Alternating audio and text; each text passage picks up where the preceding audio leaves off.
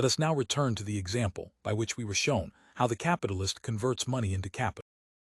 The product of a working day of hours is pounds of yarn having a value of no less than divided by HS of this value, or is due to mere reappearance in it of the value of the means of production. It is therefore constant capital.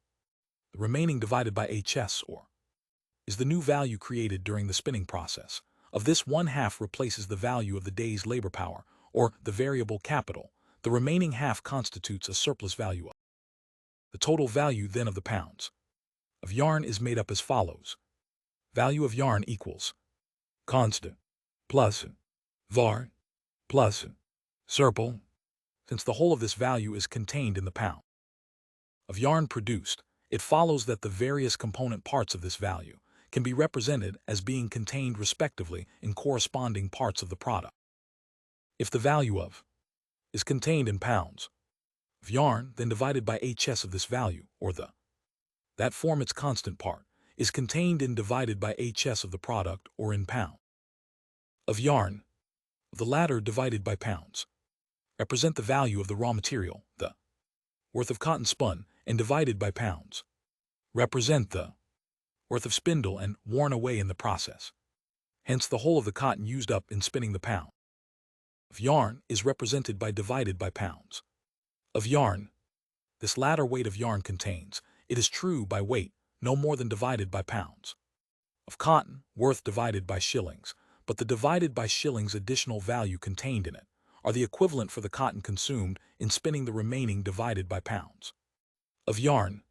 The effect is the same as if these divided by pound of yarn contained no cotton at all, and the whole pounds of cotton were concentrated in the divided by pounds of yarn. The latter weight, on the other hand, does not contain an atom either of the value of the auxiliary materials and implements, or of the value newly created in the process. In the same way, the divided by pounds of yarn, in which the remainder of the constant capital is embodied, represents nothing but the value of the auxiliary materials and instruments of labor consumed in producing the pounds of yarn. We have therefore arrived at this result, although 8/10 of the product, or pounds of yarn, is, in its character of an article of utility, just as much the fabric of the spinner's labor as the remainder of the same product, yet when viewed in this connection, it does not contain, and has not absorbed any labor expended during the process of spinning. It is just as if the cotton had converted itself into yarn, without help, as if the shape it had assumed was mere trickery and deceit, for so soon as our capitalist sells it for, and with the money replaces his means of production, it becomes evident that this pound of yarn is nothing more than so much cotton and spindle waste in disguise.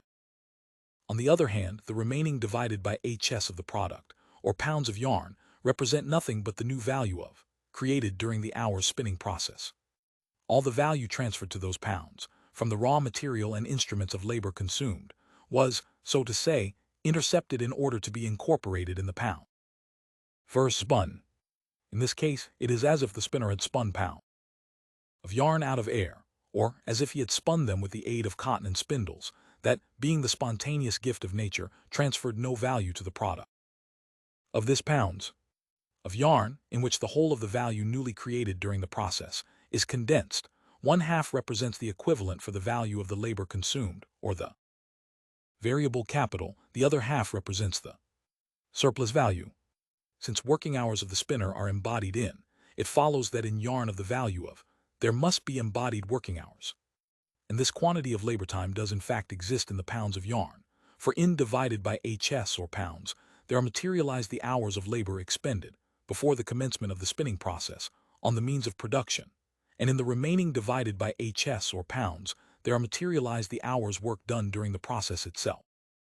On a former page, we saw that the value of the yarn is equal to the sum of the new value created during the production of that yarn, plus the value previously existing in the means of production.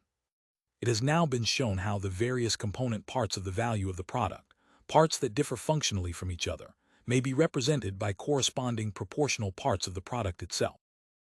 Split up in this manner the product into different parts, of which one represents only the labor previously spent on the means of production, or the constant capital; another, only the necessary labor spent during the process of production, or the variable capital; and another and last part, only the surplus labor expended during the same process, or the surplus value, to do this, is, as will be seen later on from its application to complicated and hitherto unsolved problems, no less important than it is simple. In the preceding investigation, we have treated the total product as the final result, ready for use, of a working day of hours. We can, however, follow this total product through all the stages of its production, and in this way we shall arrive at the same result as before, if we represent the partial products, given off at the different stages, as functionally different parts of the final or total product. Under the present law, no mill in which persons under years of age are employed can be worked more than a half hours a day, that is, hours for days in the week and 9 on Saturday. And the professor calls this an analysis. If, giving credence to the outcries of the manufacturers, he believed that the workmen spend the best part of the day in the production, the reproduction or replacement of the value of the buildings, machinery, cotton, coal, and then his analysis was superfluous. His answer would simply have been, "Gentlemen, if you work your mills for hours instead of a half, then, other things being equal, the daily consumption of cotton machinery and will decrease in proportion. You gain just as much as you lose. Your work people will in future spend 1 hour and a half less time in reproducing or replacing the capital that has been advanced." If, on the other hand, he did not believe them without further inquiry, but, as being an expert in such matters, deemed an analysis necessary, then he ought, in a question that is concerned exclusively with the relations of net profit to the length of the working day, before all things to have asked the manufacturers, to be careful not to lump together machinery, workshops, raw material, and labor, but to be good enough to place the constant capital, invested in buildings, machinery, raw material, and on one side of the account, and the capital advanced in wages on the other side. If the professor then found that, in accordance with the calculation of the manufacturers, the workman reproduced or replaced his wages in half hours, in that case, he should have continued his analysis thus. Senior invented the battle cry of the last hour in the London Economist of the April, the same cry was again raised by James Wilson, an economic mandarin of high standing, this time in opposition to the hours bill. The portion of the product that represents the surplus value we call surplus produce. Just as the rate of surplus value is determined by its relation, not to the sum total of the capital, but to its variable part, in like manner, the relative quantity of surplus produce is determined by the ratio that this produce bears, not to the remaining part of the total product, but to that part of it in which is incorporated the necessary labor. Since the production of surplus value is the chief end and aim of capitalist production, it is clear that the greatness of a man's or a nation's wealth should be measured, not by the absolute quantity produced, but by the relative magnitude of the surplus produce. The sum of the necessary labor and the surplus labor, of the periods of time during which the workman replaces the value of his labor power and produces the surplus value, this sum constitutes the actual time during which he works, the working day. We started with the supposition that labor power is bought and sold at its value. Its value, like that of all other commodities, is determined by the working time necessary to its production. If the production of the average daily means of subsistence of the laborer takes up hours, he must work, on the average, hours every day to produce his daily labor power, or to reproduce the value received as the result of its sale. The necessary part of his working day amounts to hours, and is, therefore, ceteris paribus, a given quantity. But with this, the extent of the working day itself is not yet given. Let us assume that the line of B represents the length of the necessary working time, say hour. If the labor be prolonged or hours beyond a B, we have other lines: working day, working day II, working day III, a BC, a BC. The working day is thus not a constant, but a variable quantity. One of its parts, certainly, is determined by the working time required for the reproduction of the labor power of the laborer himself. But its total amount varies with the duration of the surplus labor. The working day is therefore determinable, but is, per se, indeterminate. Although the working day is not a fixed, but a fluent quantity, it can, on the other hand, only vary within certain limits. The minimum limit is, however, not determinable, of course. If we make the extension line B, C, or the surplus labor equals, we have a minimum limit, the part of the day which the laborer must necessarily work for his own maintenance. On the basis of capitalist production, however, this necessary labor can form a part only of the working day. The working day itself can never be reduced to this minimum. On the other hand, the working day has a maximum limit. It cannot be prolonged beyond a certain point. This maximum limit is conditioned by two things. First, by the physical bounds of labor power. Within the hours of the natural day, a man can expend only a definite quantity of his vital force. A horse in like manner can only work from day to day hours. During part of the day this force must rest, sleep. During another part the man has to satisfy other physical needs, to feed, wash, and clothe himself. Besides these purely physical limitations, the extension of the working day encounters moral ones. The laborer needs time for satisfying his intellectual and social wants, the extent and number of which are conditioned by the general state of social advancement. The variation of the working day fluctuates, therefore, within physical and social bounds. Both these limiting conditions are of a very elastic nature and allow the greatest latitude. So we find working days of hours of the most different lengths. The capitalist has bought the labor power at its day rate. To him, its use value belongs during one working day. He has thus acquired the right to make the labor work for him during one day. But what is a working day? At all events, less than a natural day. By how much? The capitalist has his own views of this ultima thule, the necessary limit of the working day. As capitalist, he is only capital personified. His soul is the soul of capital. But capital has one single life impulse, the tendency to create value and surplus value, to make its constant factor, the means of production, absorb the greatest possible amount of surplus labor. Capital is dead labor that, vampire-like, only lives by sucking living labor and lives the more labor it sucks. The time during which the laborer works is the time during which the capitalist consumes the labor power he has purchased of it. If the laborer consumes his disposable time for himself, he robs the capitalist. The capitalist then takes his stand on the law of the exchange of commodity. He, like all other buyers, seeks to get the greatest possible benefit out of the use value of his commodity. Suddenly the voice of the laborer, which had been stifled in the storm and stress of the process of production, rises. The commodity that I have sold to you differs from the crowd of other commodities, in that its use creates value, and a value greater than its own. That is why you bought it. That which on your side appears a spontaneous expansion of capital is on mine extra expenditure of labor power. You and I know on the market only one law, that of the exchange of commodities. And the consumption of the commodity belongs not to the seller who parts with it, but to the buyer who acquires it. To you, therefore, belongs the use of my daily labor power. But by means of the price that you pay for it each day, I must be able to reproduce it daily, and to sell it again. Apart from natural exhaustion through age, and I must be able on the morrow to work with the same normal amount of force, health, and freshness as today. You preach to me constantly the gospel of and good. I will, like a sensible saving owner, husband my soul wealth, labor power, and abstain from all foolish waste of it. I will each day spend, set in motion, put into action only as much of it as is compatible with its normal duration and healthy development.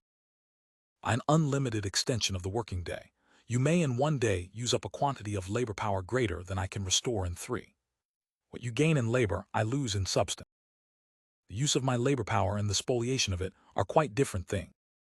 If the average time that an average laborer can live is years, the value of my labor power, which you pay me from day to day, is divided by of its total value. But if you consume it in years, you pay me daily divided by instead of divided by of its total value, only divided by of its daily value, and you rob me, therefore, every day of divided by of the value of my commodity. You pay me for one day's labor power, whilst you use that of days. That is against our contract and the law of exchanges. I demand, therefore, a working day of normal length, and I demand it without any appeal to your heart, for in money matters sentiment is out of place. You may be a model citizen, perhaps a member of the Society for the Prevention of Cruelty to Animals, and in the odor of sanctity to boot, but the thing that you represent face to face with me has no heart in its breast. That which seems to throb there is my own heart beating.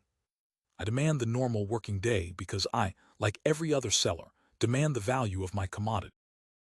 We see then that, apart from extremely elastic bounds, the nature of the exchange of commodities itself imposes no limit to the working day, no limit to surplus labor. The capitalist maintains his rights as a purchaser when he tries to make the working day as long as possible, and to make, whenever possible, 2 working days out of one. On the other hand, The peculiar nature of the commodity sold implies a limit to its consumption by the purchaser, and the laborer maintains his right as seller when he wishes to reduce the working day to one of definite normal duration. There is here, therefore, an antinomy, right against right, both equally bearing the seal of the law of exchanges. Between equal rights force decides.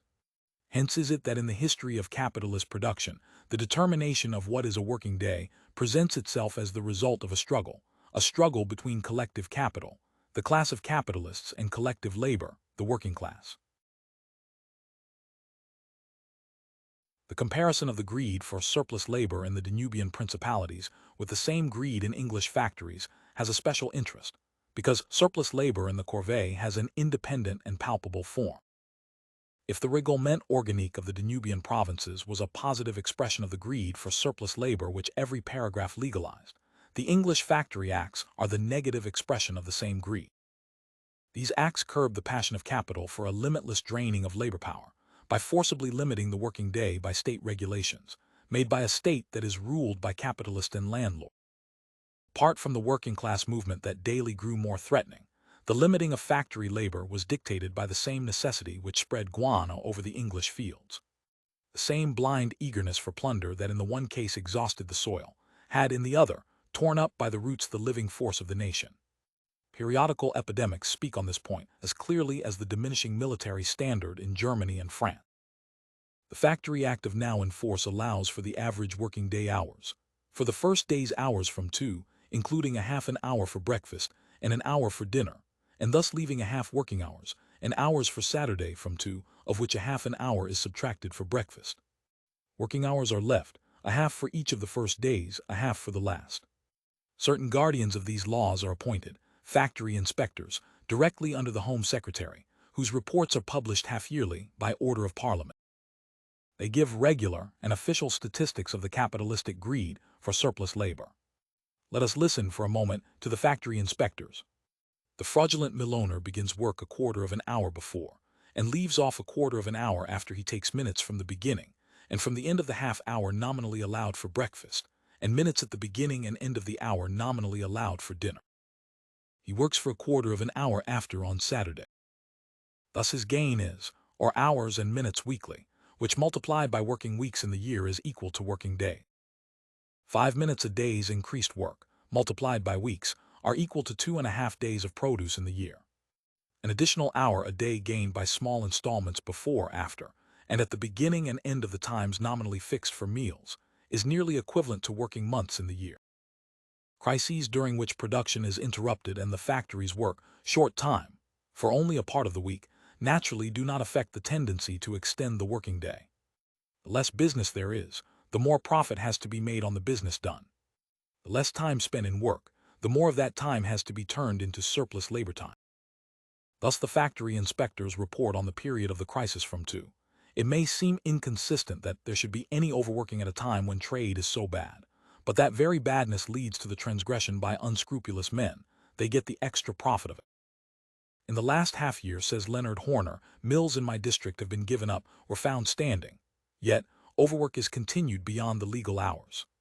For a great part of the time, says Mr. Howell, owing to the depression of trade, many factories were altogether closed, and a still greater number were working short time. I continue, however, to receive about the usual number of complaints that half, or 3/4 of an hour in the day, are snatched from the workers by encroaching upon the times professedly allowed for rest and refreshment. The same phenomenon was reproduced on a smaller scale during the frightful cotton crises from 2. It is sometimes advanced by way of excuse, when persons are found at work in a factory, either at a meal hour or at some illegal time, that they will not leave the mill at the appointed hour, and that compulsion is necessary to force them to cease work, especially on Saturday afternoon. But if the hands remain in a factory after the machinery has ceased to revolve, they would not have been so employed if sufficient time had been set apart specially for cleaning, and either before or before on Saturday afternoon. The profit to be gained by it appears to be, to many, a greater temptation than they can resist. They calculate upon the chance of not being found out, and when they see the small amount of penalty and costs, which those who have been convicted have had to pay, they find that if they should be detected there will still be a considerable balance of gain. In cases where the additional time is gained by a multiplication of small thefts in the course of the day, There are insuperable difficulties to the inspectors making out a case. It is evident that in this atmosphere the formation of surplus value by surplus labor is no secret. We have hitherto considered the tendency to the extension of the working day, the werewolf's hunger for surplus labor in a department where the monstrous exactions, not surpassed, says an English bourgeois economist, by the cruelties of the Spaniards to the American redskins, caused capital at last to be bound by the chains of legal regulation. Now let us cast a glance at certain branches of production in which the exploitation of labor is either free from fetters to this day, or was so yesterday. Mr. Broughton Charlton, county magistrate, declared, as chairman of a meeting held at the Assembly Rooms, Nottingham, on the 8th January, that there was an amount of privation and suffering among that portion of the population connected with the lace trade, unknown in other parts of the kingdom, indeed, in the civilized world. Children of 9 or 10 years are dragged from their squalid beds at 2, 3, or 4 o'clock in the morning, and compelled to work for a bare subsistence until 10, 11, or 12 at night, their limbs wearing away, their frames dwindling, their faces whitening, and their humanity absolutely sinking into a stone-like torpor, utterly horrible to contemplate. We are not surprised that Mr. Mallet or any other manufacturer should stand forward and protest against discussion. The system as the Rev. Montagu Valpy describes it, is one of unmitigated slavery, socially, physically, morally, and spiritually. What can be thought of a town which holds a public meeting to petition that the period of labor for men shall be diminished to 18 hours a day? We declaim against the Virginian and Carolinian cotton planters. Is their black market, their lash, and their barter of human flesh more detestable than this slow sacrifice of humanity, which takes place in order that veils and collars may be fabricated for the benefit of capitalists? William Wood, years old, was years and months when he began to work. He ran molds from the beginning. He came to work every day in the weekend, and left off about I worked till o'clock at night 6 days in the week. I have done so 7 or 8 weeks. 15 hours of labor for a child years old. J. Murray, years of age, says, I turn jigger and run molds. Sometimes I come at. I worked all night last night, till o'clock this morning. I have not been in bed since the night before last. There were 8 or 9 other boys working last night. All but one have come this morning. I get shillings and sixpence. I do not get any more for working at night. I worked 2 nights last week. Fernie Ho, a boy of 10, I have not always an hour. I have only half an hour sometimes, on Thursday, Friday, and Saturday. Dr. Greenhow states that the average duration of life in the pottery districts of Stoke-on-Trent and Walston is extraordinarily short. Although in the district of Stoke, only % and in Walston only % of the adult male population above are employed in the potteries, among the men of that age in the first district more than half, in the second, nearly divided by of the whole deaths are the result of pulmonary diseases among the potters. Dr. Boothroyd, a medical practitioner at Hanley, says, each successive generation of potters is more dwarfed and less robust than the preceding one. In like manner another doctor, Mr. M. Bean, since he began a practice among the potters years ago, he had observed a marked degeneration especially shown in diminution of stature and breadth. These statements are taken from the report of Dr. Greenhow in. From the report of the commissioners in, the following Dr.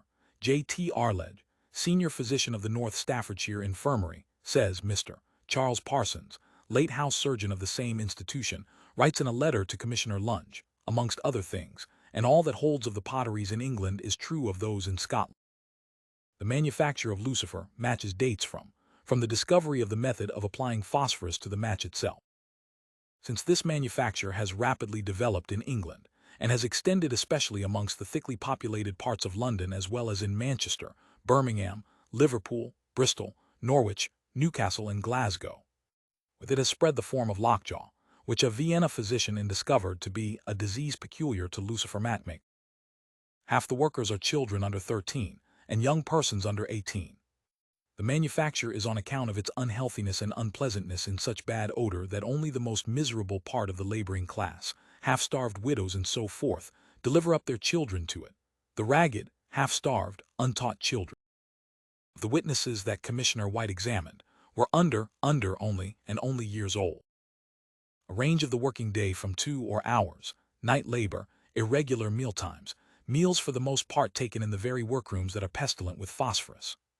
Dante would have found the worst horrors of his Inferno surpassed in this manufacture. In the manufacture of paper hangings, the coarser sorts are printed by machine, the finer by hand. The most active business months are from the beginning of October to the end of April. During this time, the work goes on fast and furious, without intermission from 2 or further into the night. J. Leach deposes, still this same Mr. Smith, who is so extremely devoted to the pluralis majestatis, adds with a smile, machine work is not great. So the employers in the block printing say, hand labor is more healthy than machine work. On the whole, manufacturers declare with indignation against the proposal to stop the machines at least during mealtime. Report of the Commission opines with naivete that the fear of some of losing time, the time for appropriating the labor of others, and thence losing profit is not a sufficient reason for allowing children under, and young persons under working to hours per day, to lose their dinner, nor for giving it to them as coal and water are supplied to the steam engine, soap to wool, oil to the wheel, as merely auxiliary material to the instruments of labor, during the process of production itself. No branch of industry in England has preserved up to the present day a method of production so archaic, so, as we see from the poets of the Roman Empire pre-Christian, as baking. But capital, as was said earlier, is at first indifferent as to the technical character of the labor process. It begins by taking it just as it finds it. At all events, the committee had directed the attention of the public to its daily bread, and therefore to the baking trade. At the same time, in public meetings and in petitions to Parliament, rose the cry of the London journeymen bakers against their overwork, and the cry was so urgent that Mr. H.S. Tremenhere, also a member of the commission of several times mentioned, was appointed Royal Commissioner of Inquiry. His report, together with the evidence given, roused not the heart of the public but its stomach. Englishmen, always well up in the Bible, knew well enough that man, unless by elective grace a capitalist, or landlord, or sinecurist, is commanded to eat his bread in the sweat of his brow, but they did not know that he had to eat daily in his bread a certain quantity of human perspiration mixed with the discharge of abscesses, cobwebs, dead black beetles, and putrid German yeast, without counting alum, sand, and other agreeable mineral ingredients. Without any regard to his holiness, free trade, the free baking trade was therefore placed under the supervision of the state inspectors, and by the same act of Parliament, work from in the evening to in the morning was forbidden for journeymen bakers under. The last clause speaks volumes as to the overwork in this old-fashioned, homely line of business. They only exist now by first defrauding the public, and next getting hours' work out of their men for hours' wages. The adulteration of bread and the formation of a class of bakers that sells the bread below the full price date from the beginning of the 8th century, from the time when the corporate character of the trade was lost, and the capitalist in the form of the miller or flour factor rises behind the nominal master baker. Thus was laid the foundation of capitalistic production in this trade, of the unlimited extension of the working day and of night labor, although the latter only since gained a serious footing, even in London. After what has just been said, it will be understood that the report of the Commission classes journeymen bakers among the short-lived laborers, who, having by good luck escaped the normal decimation of the children of the working class, rarely reach the age of. Nevertheless, the baking trade is always overwhelmed with applicants. The sources of the supply of these labor powers to London are Scotland, the western agricultural districts of England, and Germany. In the years, the journeymen bakers in Ireland organized at their own expense great meetings to agitate against night and Sunday work. The public at the Dublin meeting in May took their part with Irish warmth. As a result of this movement, day labor alone was successfully established in Wexford, Kilkenny, Clonmel, Waterford, and in Limerick, where the grievances of the journeymen are demonstrated to be excessive. The movement has been defeated by the opposition of the master bakers, the miller bakers being the greatest opponents. The example of Limerick led to retrogression in Ennis and Tipperary. In Cork, where the strongest possible demonstration of feeling took place, the masters, by exercising their power of turning the men out of employment, have defeated the movement. In Dublin, the master bakers have offered the most determined opposition to the movement, and by discountenancing as much as possible the journeymen promoting it, have succeeded in leading the men into acquiescence in Sunday work and night work, contrary to the convictions of the men.